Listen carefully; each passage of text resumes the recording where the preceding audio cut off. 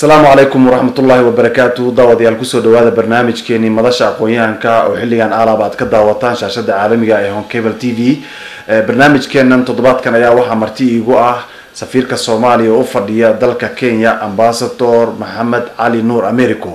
برنامج كان أيام وحن كوريس دونا سفير كالصوماليا وحن ويدين دونا الرماد بدن أو لحرير محابيست كحرن دلك كينيا دتك قحوتيجا أو لوليه ديبا لو علينا برنامج كان أيام وحن كويجي دونا لنعيب بدن أو قصية الصومالية كنا دلك كينيا يوجد أهان شقة سفارة دا كسرو أمباسادور برنامج كمدرسة أقوياء هون كيبل تي في. ما سنتي. سعادة سفير وقررنا حربينا كويديو دولة الصومالية سيد الودوجيا وحايك بعدكم الجارني مدي. waxayna u gudubtay dawlad federaal ah shacabka Soomaaliyeedna waxay uga fadhiyaan isbedel badan oo dhinaca arrimaha dibadda ah iyo amniga gudaha dalka Soomaaliya ka safaarad ahaan maxaa isbedelo ku yimid qaabkii aad u shaqeyn jirteen xilligii dawladdu ay ahayd kumeel gaar iyo xilligii ay ka gudubtay markii waxaan kaga mahadcelinayaa maanta ayaan booqasho u soo booqateen safaaradda dawladda federaalka ee Soomaaliya ee wadanka Kenya midda labaad taas sheegto way kumeel gaarnimada laga baxay waxaa hadda naqanay dawlad federaal ah oo Soomaaliya oo bishii sanadkii hore aan dhahay September magaalada Muqdisho gudaheeda ay ahayd markii ilaa muddo aad iyo farabadan sodomeeyay farabadan ka hor in lagu qabto mataqaana doorashooyin ay ka dhacaan magaalada madaxda Soomaaliya Muqdisho si nabad ah ugu dhacaan la doorto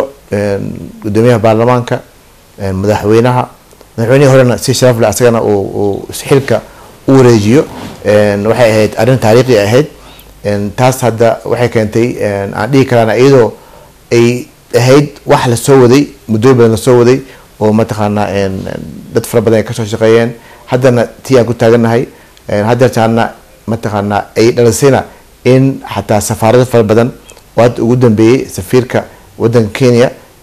oo Soomaaliya loo magacaabay oo xamar tagay oo waraaqadiisa gudbiyey safaaradda ka furan doonaan waxay dhalisay iyadana in wadankeena ciidamada qalabka sida ee Soomaaliya ay gacan ka helay ciidamada Amazon ay soo wadeen in guulo fara badan ka gaaray wadan gudihiisa amnigii uu soo batay gaar ahaan magaalada Muqdisho waxaan ugu dambeysay laba siman ka hor waxaad hadda arkaysaa in magaaladii ay ka socoto shaqo fara badan dhismo la dhisayo oo mataqaana waagi hore waxa la maqlay xabad iyo waxaas hadda waxa la maqlaa mataqaana burus iyo dhismo ayaa ka socda taasna waxay imaatay ama ay timid markii nabad ay timid marka taasna waa taas ayaa waxyaabaha guulaha fara badan la gaaray iyo dadka Soomaaliyeed hadda tan dibadaha ku nool oo laabanaya wadankiisa ku laabanaya ka safaarad ahaan marka isbedel noocee ah ayaa ku yimid shaqadiini maxaase awoodaho markaan aad leedihiin safaarad ahaan oo aad u awoodaan shacabka Soomaaliyeed halkan ku nool xilliga ku meel gaarnimada kadib waxaa anaga hadda laga bilaabo aan dhahay sanadkii hore November waxaa dhacday in dad fara badan oo Soomaaliya halkan ku dhaqnaa ha ahaadaan qaxooti ha ahaadaan ganacsato in ay maciin bideen inay wadan ku laabtaan sabab fara badan awgood mid ugu horeyso aan dhihi karo ay tahay inay arkeen in wadankii nabad ay ka dhalatay in wadankii ay dawlad mataqaana hadda oo kumeel gaar ahayn wadan ka dhalatay inay wadan ku laabtaan annaga ka safaarad ahaana waxaa aad iyo aad noogu imaanaya Soomaalida oo dalbanaya baasaboorada oo dalbanaya go'aamka waraaqaha la yiraahdo oo sidii wadanka dhaqso ugu laaban lahaayeen annagana waxaan aad u sameynay oo hadda aan dhihi karaa laga soo bilaabo November waxaan shaqeyn jirnay Isniinta ilaa iyo Jimcaha waxaa dhacday in December iyo November iyo xataa labada simaan u horeysay ee bishii la soo dhaafay ee January inaan ku darnay inaan shaqeyno xataa maalinta Sabtida si aan dadka ugu fududeyno waraaqooda helaan وما تنتهي سعادة سفير waxaad ka mid tahay safiirada ugu shaqada badan ee safaaradaha Soomaalidu ay ku leedahay caalamka guud ahaan waxaan lagu xasuustaa safarro badan oo aad ku kala bixisay xeryaha qaxootiga ee dalka Kenya oo aad ku booqanaysay dadka Soomaaliyeed halkaas ku dhibaataysan safarka ugu dambeeyay waxaad ku tagtay magaalada Mombasa xabsiga ku yaala ee la yiraahdo Shimalatewa oo ay ku xiran yihiin maxaabiis ku eedeysan inay yihiin burcad badeed markii maxaabiista soo booqatay kadib waxa qabatay shir jiraayad oo aad ku sheegtay in aad dawladda Kenya kala hadli doonto muxuu ahaa arrimo ku saabsan maxaabiistaasi ugu horeyn qaab noocee ah ayaad uga la hadashay dawladda Kenya arrimaha maxaabiistaas runta waaye waxaa jiray in xilligii oo hadda aan ku jirnay ku meel gaarka ahayd dad fara badan oo Soomaali ah oo lagu soo eedeeyay burcad badeed inay soo qabteen ciidamada hoganta ah ee NATO iyo kuwa kale oo hadda xeebaheena jooga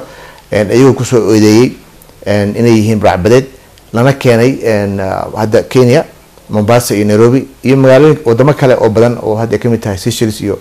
Europe mataqaanaa Talyaaniga iyo Faransiiska iyo Mareykanka xataa qaar la geeyay iyo Jarmalka taas oo ay ahayd in dowladda Soomaaliya aynan mataqaan la wareegi karin hadda laakiin marka ka baxnay kumeelgaarnimada dowladda ayaa go'aankaas gaartay in dadkaas Soomaaliyeed oo lagu soo eeday burcadbadeedka in wadanka gudihiisa la keeno anaga ka safaarad ahaana waa soo boqday dhalinyarada meesha ku jirta qaarkood dhaawac ayaa soo gaaray oo kasoo gaaray marka la soo qabanayay qaar kale ilaa iyo mataqaana 2009 ayay meesha ku jireen qaar waa la xukumay qaar weli lama xukumin waxaan ka codsanay dowladda Kenya in sida ugu dhaqsaha badan loo soo wareejiyaan waxa kaloo jira qaar kale oo hadda insha Allah taala aan wiiga dambe soo booqan doono oo ku jira xabsi la yiraahdo committee oo ku yaalo Nairobi oo iyagana lagu soo eeday burcadbadeed waxaan rajeynayaa insha Allah taala kulligood in aan kala soo wareegno dowladda Kenya u soo wareejiso anagana la wareegno kadibna aan wadankii insha Allah taala loo celiyo dowladana ay xaggaas mataqaana u kala bixiso oo lagu saaro maxkamad kii dambi lahay kii kala bixiyo insha Allah. Okay, arrimahaas markii dowladda Kenya kala hadasheen in dadkan Soomaali yihiin ayna haboon tahay maadaama dowlad federaal oo awood leh markan ay ka jirto Soomaaliya in dadkaas dalka Soomaaliya wixii maxkamad aan la saarin lagu maxkamadeeyo intii xukuumadna xukunkooda halkaas ay ku dhameystaan madinka aqbaleen dowladda Kenya dowladda Kenya hadeertaan codsigeen waa u geenay waa ku sugeynaa laakiin sharci ahaanba nooma diidi karaan isaan ku sheegay marka hore waxay u aqbaleen inay halkan la keeno lagu xukumo lagu xiro waxay ahayd kumeelgaarnimo ku jirnay hadda waa laga baxay kumeelgaarnimadii marka dowlad loo dhan yahay saas awgeed hadda waxaan filan insha Allah codkeena codsigeena inay aqbalaan dhalinyarada aan soo arkana ayagana 100% way soo dhaweeyeen aad iyo aad bay u faraxsanaayeen markaan u tagay igana codsaday in mataqaana codkaas aan u gudbiyo in lagu wareejiyo dowladda Soomaaliya wadankana la geeyo waxa weeye waa sharci waxaan aaminsanahay dowladda Kenya inay diideen haduu leeyahay arrimaha burcadbadeedka waa arrimo soo noqnoqday oo caalamkuna aad ugu mashquulay waxaana jirta in maxaabiis badan dowladda dalka Kenya maahan kaliya ay ku kala xiran yihiin meelo badan haddii dowladduba aysan ku meel gaar ahayn markaan soo dowladda federaalka awood uma yeelan karto in hadda kadib qofkii lagu qabto inuu ku eedeysan yahay burcadbadeednimo lagu xiro gudaha dalka Soomaaliya saas waaye dowladana way ka cusubtay UN-ka iyo wadamada saaxiibadana nahay oo xeebaheena jooga xeebaheena ilaaliya hadartan waan ka cusubnay in hadda laga bilaabo lagu soo wareejiyo waana insha Allah taala in saas ay dhacayso ayaan aaminsanahay mid kale oo ah in dowladda Kenya ay aqbasho in kale waxa jira hadda wadanka la yiraahdo Seychelles oo ayagana dad burcadbadeed la geeyay Soomaali ah oo lagu soo eeday burcadbadeed aan dhahe la geeyay ayagana waan ka cusubnay ayagana sanadka hore qaar kamid ah burcadbadeedkaas lagu soo eeday Soomaalida ah wadanka ku soo wareejiyeen dowladda ku soo wareejiyeen marka waan aaminsanahay in Kenya ayadana saas ay sameeyaan insha Allah safarro badan waxaa jira dalka Soomaaliya waayii u dambeeyay ku noqnoqotay safarradaasi dowladda Soomaaliya dowladda federaalka Soomaaliya ma kala hadashay in dadka maxaabiista ee dalkoodii la rabo in lagu maxkamadeeyo loo diyaariyo meelo lagu xanaaneeyo iyo xabsiyo lagu hayo dabcan dowladda ayaa diyaar la ah dowladana madaxweynaha iyo ra'iisul wasaaraha iyo wasiirada u qaabilsan arrimahaas kulli way ogyihiin wayna igala hadleen aniga hadda waxaan aan sameeyay oo boqonay dowladda Kenya ka codsanay waa amar iyo awaamir aan ka helay dowladda dabcan meelihii la geyn lahaana waa diyaar saas ayaan tahay insha Allah taala waxaan rajeynayaa in nala ogolaado aan wadanka gudihiisa geeyno insha Allah aan soo laabano gudaha dalka Kenya waxa ku soo kordhay waayo dhaweyd qaraxyo soo noqday oo sabay aan dari balaaran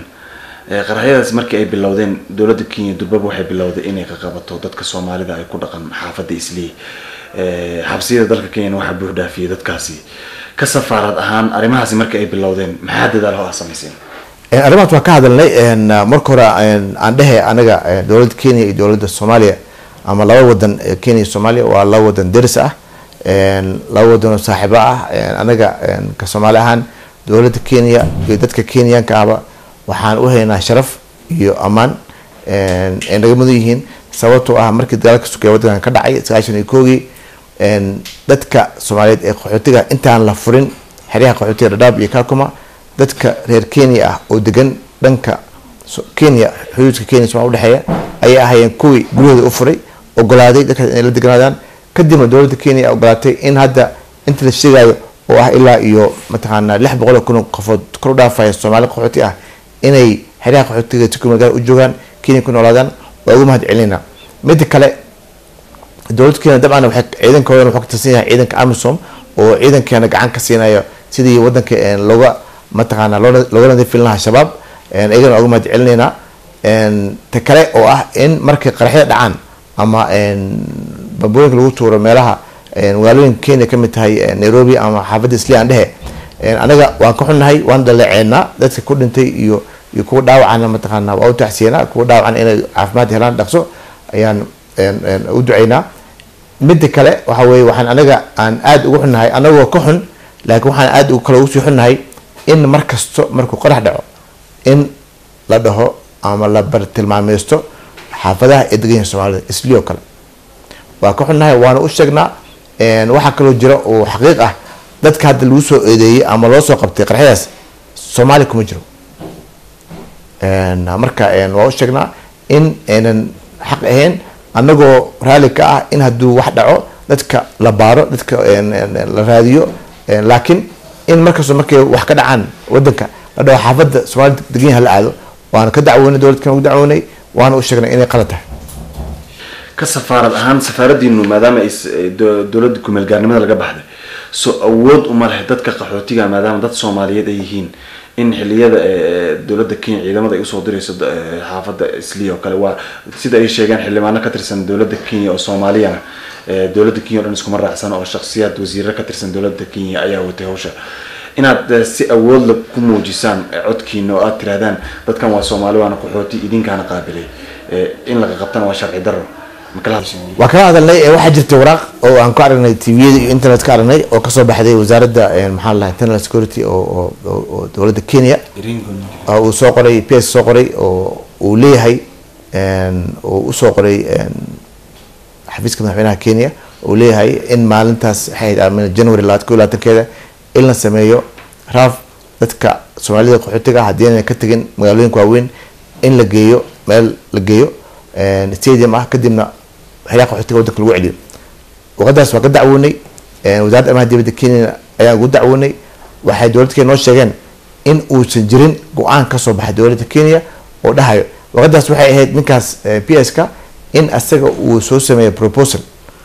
oo codsi oo ahayd laakiin aan laga aqbalin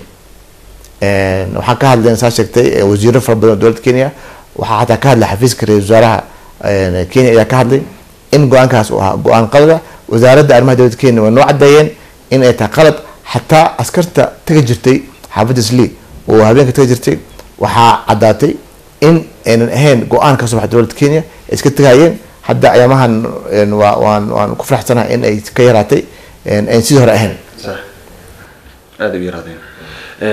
dalka Kenya waxa ku nool Soomaali badan haba u badnaadaan dadka Soomaalida ku nool xaafadda Islii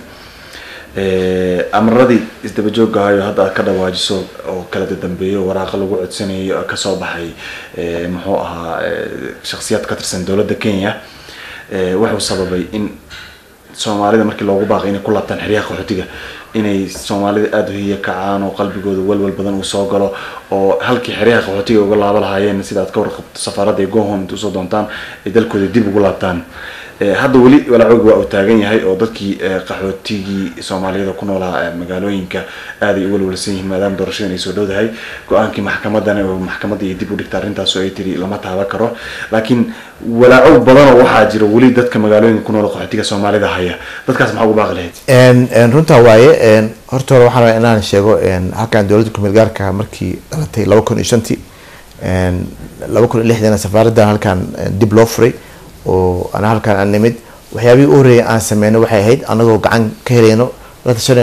la tashanay guddiga mataqaana ganacsatada Soomaaliyeed ee xaafadda Islii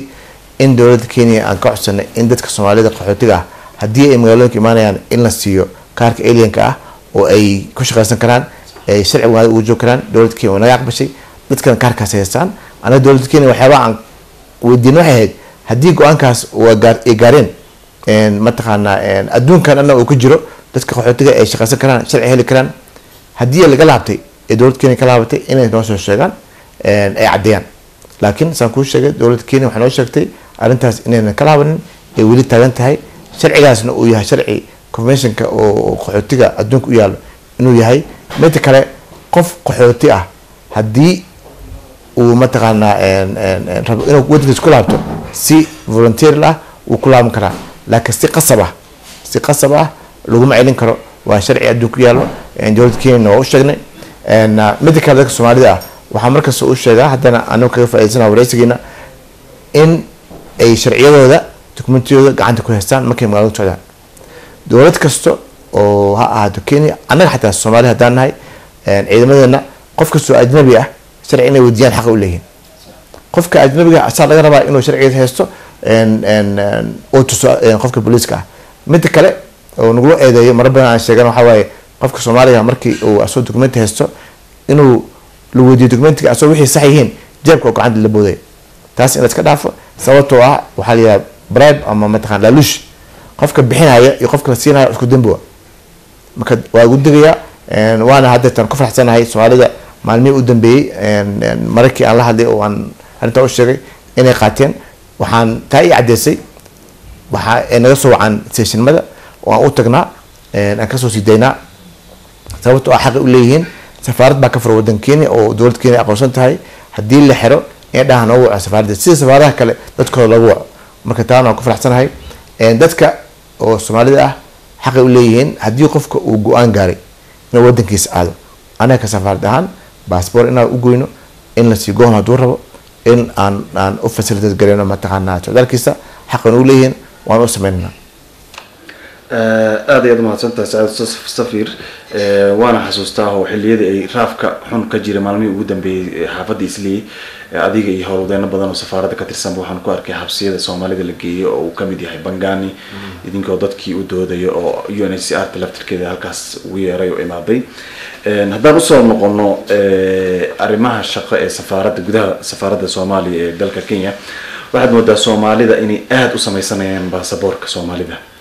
maxaa u sababo ay ku arkeen baasaboorka xilligii dowladda federaal ay u gudubto kumeel gaarnimada ay ka baxday wixii ka horreeyay sidaan ma aysan ahayn والله waxaa u arkaa in dadka hadeetan ay rabaan inay socdaalaan inay safraan inay rabaan mataqaana inay badankooda hadda waxa weeye wadanka ayay ku laabanayaan sharci si ay u baxana qofka markuu safrayana dabcan alien card iyo kuma bixi karo baasaboor u baahan yahay taas ayaa keentan qaba inay dalbadaan baasaboorada dadka qaar waxay ka cawdaan markii ay samaystaan baasaboor oo baasaboorkaas uu soo baxo number ayuu leeyahay numberkaas ay ku samaysanaan ama account bangi ama sharciyo kale baasaboorka xilligii uu dhacay markii la gaaro oo uu dhaco waxaa dhacaysa in qofkii markuu damco inuu baasaboorka cusboonaysiisto la yiraahdo baasaboorkii numberkan ma helayay sidoo baasaboor kale oo ka duwan number kale oo ka duwan ayaan ku siinaynaa taasna ay dib u keento accountkii ugu furnaa iyo fiisiyooyinkii u saarnaa iyo sharciyadii kale ugu samaysnaa iyo midkan iswaafaqi waayaan arrimahaas maxaa u sababa sidee la isku waafaji karaa sharcigaas hadda sharci hadda anaga aan sameyno ma aha waa sharci adduunka u yaal waaye baasaboorada hadduu qofka uu ka dhaco qofka waxaa loo sameynaa baasaboor cusub dabcan waxaa jira for example baasaboorka wuxuu valid yahay 5 sano qofka biniaadanka shala soo waa 5 sano maalinta 5 sano ka hor maanta ma wejigiisa featurekiisa isbedelaya marka inuu baasaboor cusub qaato waa qasab baasaboor cusub ay soo baxeen oo e-passport electronic passportka kuwa hore maaha oo lagu dhufanayo extension la cusboonaysiinayo maaha waa in qofka loo sameeyaa baasaboor cusub sawir cusub lagu dhajiyaa si oo falsification looga baabiyo waan aan u dhicin cusboonaysiintana waxaa loo joojiyay waxa kale maaha mataqaanaa falsificationka ayaa laga cararayaa laakiin qofka hadduu uu baasaboorkiisii hore rabo markii ka cusub oo qaato kii hore waxaa lagu dhufanayaa cancel wuu haysan karaa isku dhejin karaa mataqaanaa maaha macnaheeda inuu kii hore dhacay laga qaadaya ama laga jeexay qofka hadduu rabo inuu kii ka dhacay haysto wuu haysanaya waxaa ku dhufanaya kaliya bas cancel inuu kaas valid aan ahayn qofka Soomaaliga ee ku sugan gudaha dalka Soomaaliya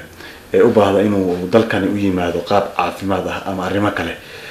waxa uu dib badan ka maraa inuu helo fiisaha dalka Kenya maadaama dowladda Soomaaliya ay ka baxday kumeel gaarnimadu federal loo gudbay maxaa diiday in baasaboorkeena awood loo yeelo sida baasaboorada dalalka dariska sida Ethiopia oo kale qofka Ethiopianka markuu ka soo degay Jomo Kenyatta Airport wuxuu ka qaataa viisaha gudaha airportka maxaa diiday arrintaas in baasaboorkan wadada loo sameeyo arrintaas waxaa diiday waxay ahayd dowladda Kenya oo aan safaaradooda wadanka Soomaaliya dib u furin hadda laba sano ka hor dowladda Kenya waxay magacaabay safiir cusub ayuu magacaaday Soomaaliya xamar buu tagay walaaqis aqoonsiga ayuu dhiibay hadda insha Allah taala waxay noo sheegeen in bisha dambe ay xafiiskooda ama safaaradii dowladda Kenya ee Soomaaliya laga furayo magaalada Muqdisho safiirkii iyo qunsuliyadda kulli laga furayo inay bilaabo doonaan inay viisooyinka ka bixiyaan magaalada Muqdisho awal waxay ahayd xafiiska safaaradda Kenya wuxuu ku yaalay Nairobi dhibkaas keenaysay hadda waxaan aaminsanahay maadaama ay ka furan doonaan magaalada Muqdisho inuu sahlanaan doono ayna fududeyn doonto dadka Soomaaliya inay kasoo qaataan viisooyinkooda xamar markay imaanayaan ay Nairobi si caadi u yimaadaan kadib insha Allah taala waxaan rajaynaynaa in ay mataqaana muddo dhowna ay baasaboorkeena taas sheegtay visa uu noqon doono on arrival ama laga siiyo baasaboorka insha Allah qaab ma jira awoodaas baasaboorka kor loogu qaadi karo wala hadda baasaboorka hadda anaga adduunka wadamada fara badan ayaa ka aqoonsaday mise haddii wadanku uu safaarad halkaas ka furto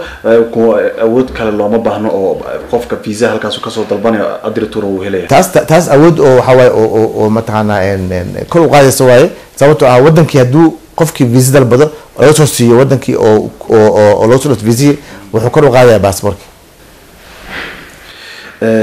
waxyaabaha aadka lagugu xasuusto waxqabadkaaga waxaa kamid ah inaad dib usoo celisay dhulkii safaaradii hore ee Soomaalida ku yaala magaalada Nairobi oo nin Hindiya oo isku dayay inuu iibsado dadaal dheer oo adiga iyo dad kale oo howlkarraha oo kula shaqeeyay aad sameyseen dib loogu soo celiyay gacanta Soomaalida maxaa diidaya safaaradda Soomaalida ee aad safiirka ka tahay inay ku shaqeyso dhulkaas weyn oo safaaradda Soomaalida hantidii qaranka Soomaaliyeed kamid ah runta waaye December 7 ay ahayd 2010 markii aan guuleysanay ilaa iyo 3 sano ku dhawaad markii aan maxkamadii aan ka daba carareynay oo aan doodanay alxamdulillah rabbil caalamiin ma hadda aniga kaliya iskama lihi saa sheegto waaye shaqaalaha safaaradda ilaa una xariistay Maxamed Cusmaan Aadan Edson qusulkii waxaa kamid ah iyo shaqaale kale fara badan oo safaaradda ah waxaan kaloo ma hadda iskale jaaliyadda Soomaaliyeed oo wadanka Kenya gaar ahaan xaafadda Islii oo maalintii aan bilawnay maxkamadda maalin kasta oo aan lahayn mataqaana maxkamadda aan tagaynay oo inala joogeen dabcan idinka bahda warbaahinta oo inala joogeen maalin kasta inala joogeen waa idinkaga mahadcelinaa qeyba ku leedihiin hadda anaga saa sheegto waa guriga hadda aan ku jirno meesha hadda aan fadhino waa guri kale wey guriga safaaradda sababtaan ugu laabaweyn waxa wey guriga muddo 16 sano ku dhawaad ah ayaan nala deganeen ninka oo Hindiga ah bilihii u dambeeyay markii uu ogaaday in gurigii mataqaana uu maxkamadii una helaynin gacantiisa kasii baxayso ayuu bilaabay in gurigii la bilqeysto oo baabadii lala baxo oo mataqaana xataa dib lagu shido oo structureka gurigii ayaa xataa hadda dhib gaaray marka hadda waxaan ku jirnaa oo aan sameynay sanadka hore assessment in guriga la fiiriyo sidii dib loogu dhisi lahaa waa sameynay marka insha Allah taala waxaan rabnaa bilaa socdo in la bilaabo dhismiisa si aan ugu guurno runta waaye gurigeena waxa waaye oo safaaradka anaga aan lahayn in loo guuro ayaa wanaagsan oo waajib ah arrimaha qaxootiga haddaan dib ugu laabano xeryaha qaxootiga ee Soomaalida dadka Soomaaliyeed ay ku nool yihiin ee dalka Kenya waxaa ka dhacay amaan darre aad u ballaaran oo ay dhaxas ku soo noqnoqday waxaana dhacday in hay'adihii ay ku yaraadaan dadka Soomaaliyeedna wali kamaysa laaban oo wali gobolada Jubbooyinka iyo waxaa ka socda dagaalo oo dowladda federaalka ku meel gaarka kulligood gacanta kumaysa dhigin inkastoo meelo badan ay dowladda ku meel gaarka maanta ay hoos tagto dadka Soomaaliyeed meeshaas ku nool ka safaarad ahaan maxaad u qaban kartaan xeryaha saa sheegto waa xeryaha qaxootiga gaar ahaan hadda xeryaha qaxootiga dhadhaab amni darada aad bay ugu soo badanaysaa dhaqaatiirtii iyo mataqaana shaqaalihii hay-adaha u shaqeynayay way kasoo tagay badankooda waana arrin aad u xun oo sababtoo ah haddii dhakhtarkii iyo nersiga kasoo tagay meesha dhibka ugu weyn wuxuu ku dhacayaa mataqana dadka qaxootiga gaar ahaan dadka da-da ah iyo haweenka iyo carruurta waan kala hadalnay mataqaana dowladda Kenya in meesha amnigeeda la adkeeyo in ciidan badan la geeyo way geeyeen way noo sheegeen laakiin waxaa muddaa weli in dhibka uu jiro dadka qaxootiga iyagana waxaan u sheegnay aan ka codsanay in ayagana ay la shaqeeyaan hay-adaha amniga dowladda Kenya haddii arkaan dad waxaan sameynayo inay soo sheegaan si wax loo qabto marka aad baa ugu xunahay hadda xalayta waxaa la sheegay inuu qarax meesha ka dhacay marka waa wax aad u dhibaato badan laakiin waxaan rajeynayaa insha Allah tacaala wadankii hadduu nabadda ay kulli wadankii oo nabad la helo inay qof kasta gurigiisa ku laaban doono insha Allah. waxaanu soo gaarnay gabagabadii barnaamijka maxaad ugu baaqi lahayd dadka ku hadla afka Soomaaliga ee aad safiirku u tahay ku dhaqan dalkani Kenya ama guud ahaan caalamka oo idilka fiirsanay maanta maxaad ugu baaqi lahayd baaqi ugu dambeeya ee barnaamijka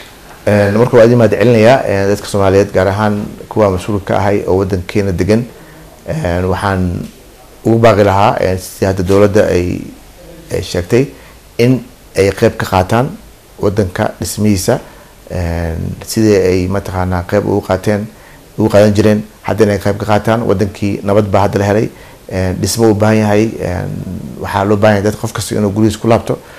dabcan dowladdana muhiimka ay saarayso waxa weeye inay nabadda soo celiso waxaa ugu baaqi lahaa kaliya inay wadankooda dib ugu laabtaan ay gacan geystaan sidii loo dhisi lahaa. aad ayaan mahadsantahay Saacad Safir dawadayaal intaas ayaan kusoo gabagabeynaynaa barnaamijkeeni madasha aqoon-yahanka oo waqtigan uu marti inoogu ahaa safiirka Soomaaliya u fadhiya dalka Kenya Maxamed Cali Nuur Americo barnaamijkeena aan uga hadalnay Soomaalida ku nool xaafadda Islii iyo xaaladaha la soo gudboonaaday iyo sidoo kale qaxootiga iyo maxaabiista Soomaaliyeed ee burcadbadeednimada ku eedeysan ee ku xiran magaalooyinka waaweyn ee dalkani Kenya barnaamijkani waxaan aad ugu mahadcelinayaa waqtigiisa qaaliga oo noo horay safiirka Soomaaliya u fadhiya dalka Kenya Maxamed Cali Nuur Americo barnaamijka waxaa dhinaca kaamirada iga saaciday Cabdicasiis Ibrahim Cali waxaan idiin soo jeedinayaa anigoo Cabdifataax Maxamed Cilmi ah intaynu ku kulmi doono barnaamijka xiga waxaan leeyahay sidaas iyo nabadgelyo wassalaamu calaykum waraxmatullaahi wabarakaatuh.